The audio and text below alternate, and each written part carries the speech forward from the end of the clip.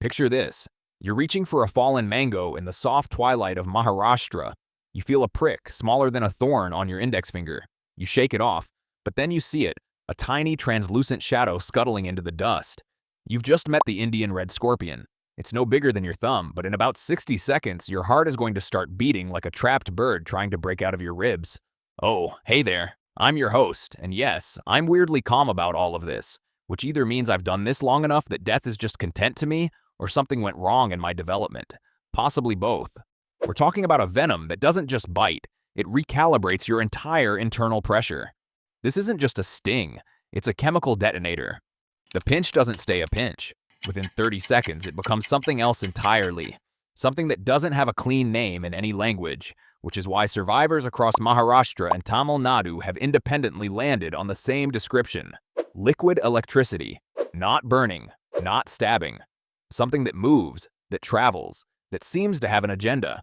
It starts at the thumb and begins climbing the hand like a current looking for ground. By the 2-minute mark, it has reached the wrist.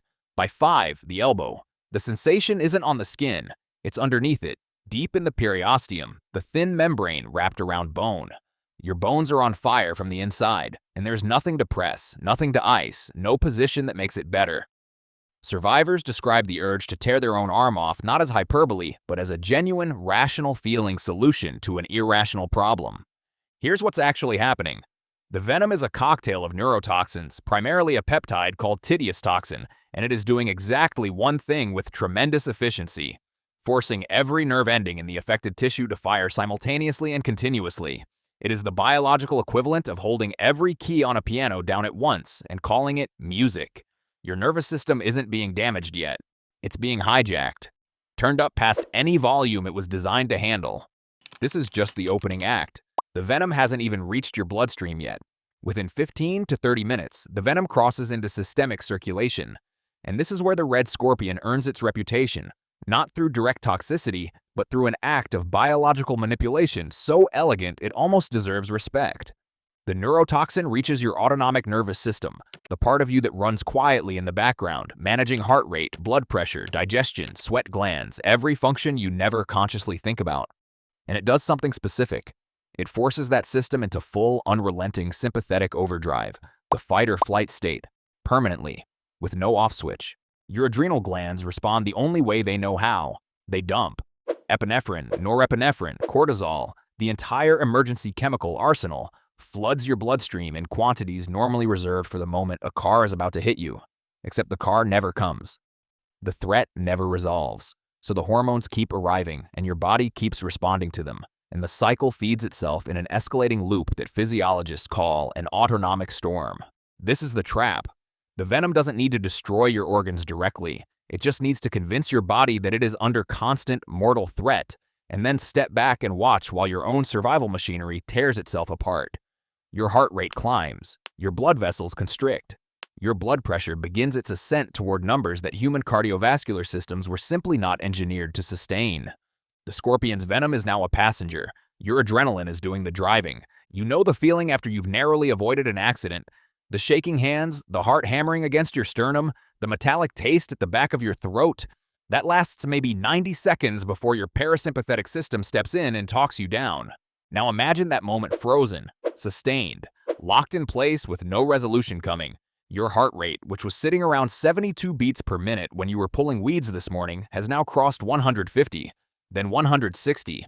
It will peak somewhere above 180, a rate your heart is technically capable of, but designed to sustain for the length of a sprint, not for hours. At this speed, the ventricles don't have time to fill completely between beats. Each contraction is pushing out less blood than the last. The engine is revving hard and going nowhere. The sensation from the inside is a permanent panic attack with no psychological trigger. No thoughts of dread, no specific fear, just the full, unrelenting physiology of terror running on a loop. The chest feels tight and pressured. The vision sharpens at the edges in an uncomfortable way. Sweat arrives not from heat, but from the sheer metabolic cost of a cardiovascular system running flat out against itself.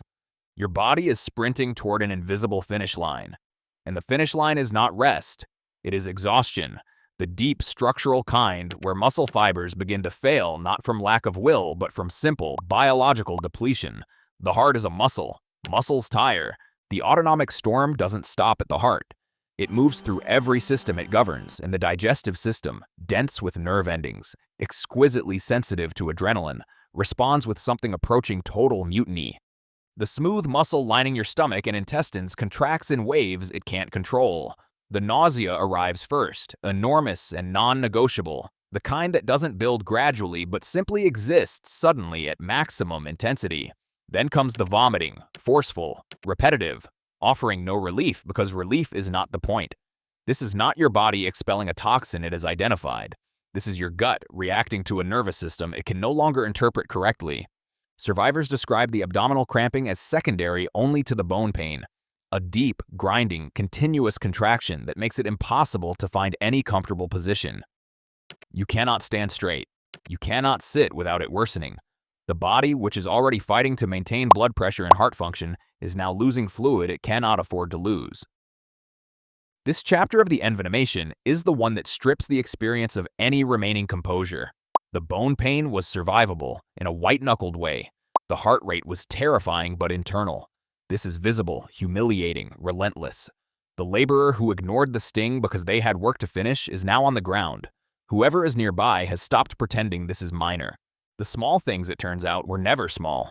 Somewhere between the first and third hour, the nature of the threat changes. It becomes quieter, which is worse. The heart has been running at sprint pace under maximum vascular resistance for long enough that its muscle fibers are beginning to fatigue. The left ventricle, the chamber responsible for pumping oxygenated blood out to the body, starts to lose contractile strength.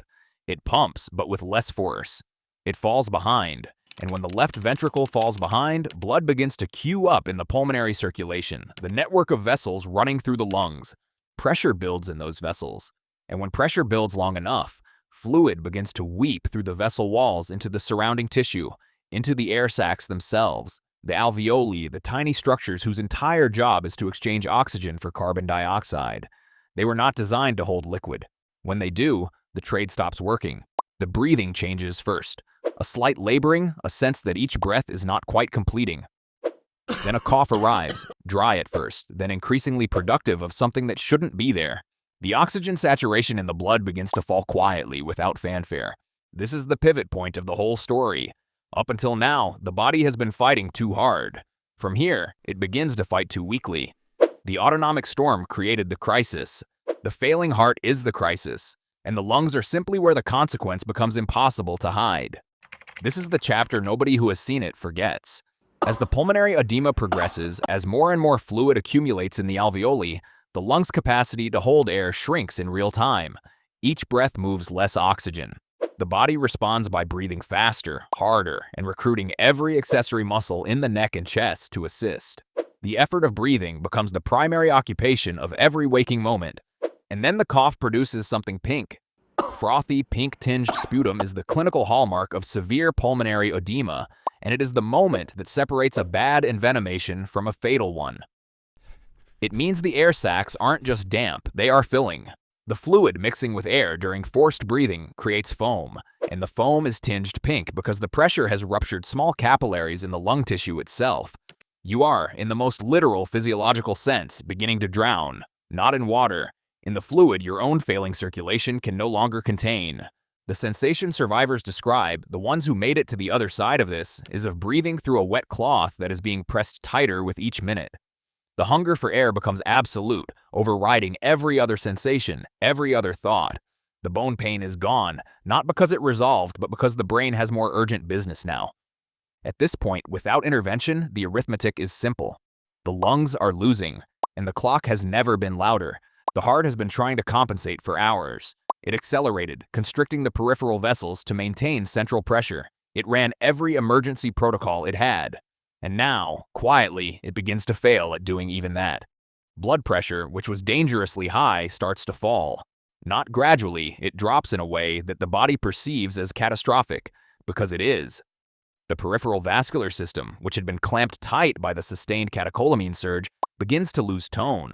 Blood redistributes away from the extremities, pooling in the core in a last-ditch attempt to protect the vital organs.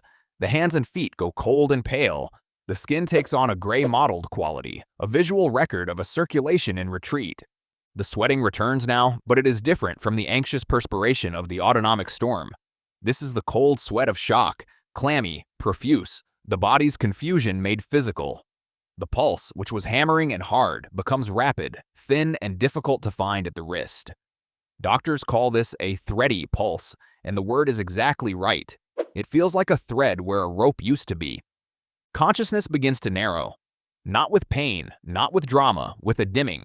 The senses simplify. Sound becomes less distinct. The awareness of the body's periphery recedes.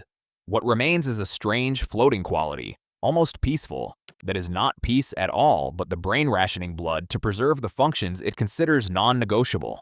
Everything non-essential is already gone. The transition, when it comes, is not what anyone imagines. There is no thunderclap, no moment of cinematic clarity. The heart, which has been running its frantic, disorganized sprint for hours, simply begins to lose the electrical coherence that keeps its chambers coordinated. The 180 beats per minute don't stop all at once.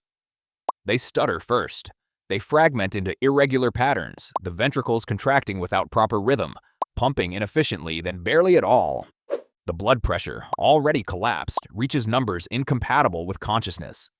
The brain, rationing oxygen with increasing desperation, begins to power down non-critical systems in sequence.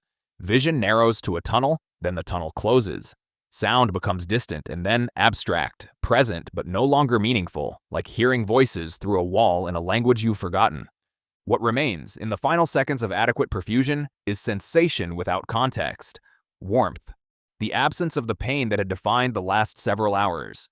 Something that survivors of near death describe consistently, not as light, not as peace exactly, but as a profound and specific quietness.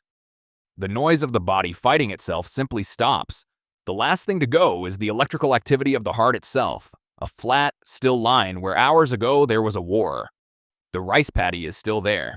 The sun has moved across the sky. The thumb-sized executioner is long gone, hunting something else. And this is where the story ends for most people who don't know what comes next. But here's the thing about the Indian red scorpion.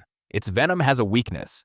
The entire cascade, the autonomic storm, the hypertensive crisis, the cardiac failure, the pink froth is driven by one mechanism. The catecholamine surge forcing alpha-adrenergic receptors into overdrive, constricting blood vessels and overwhelming the heart. Block those receptors and you interrupt the chain before it reaches the lung, before it reaches the point of no return. Prazosin is a blood pressure medication that has been available since 1976. It costs less than ₹1 per tablet in rural India. It is not exotic, not experimental, not difficult to administer. It is, in the context of red scorpion envenomation, close to a miracle, because given early enough and in the right dose, it intercepts the autonomic storm at the source. The blood pressure comes down. The heart rate follows. The lungs, spared the full pressure burden, do not fill. Studies from Sassoon General Hospital in Pune, where red scorpion stings are not rare emergencies but a seasonal caseload, have shown that survival rates improve dramatically with prazosin-based protocols. The critical variable is never the drug. It is time. The laborer who ignores the small sting because there is work to finish is the one who arrives at the hospital in the pink froth stage, when prazosin can manage the pressure but cannot reverse what the lungs have already become.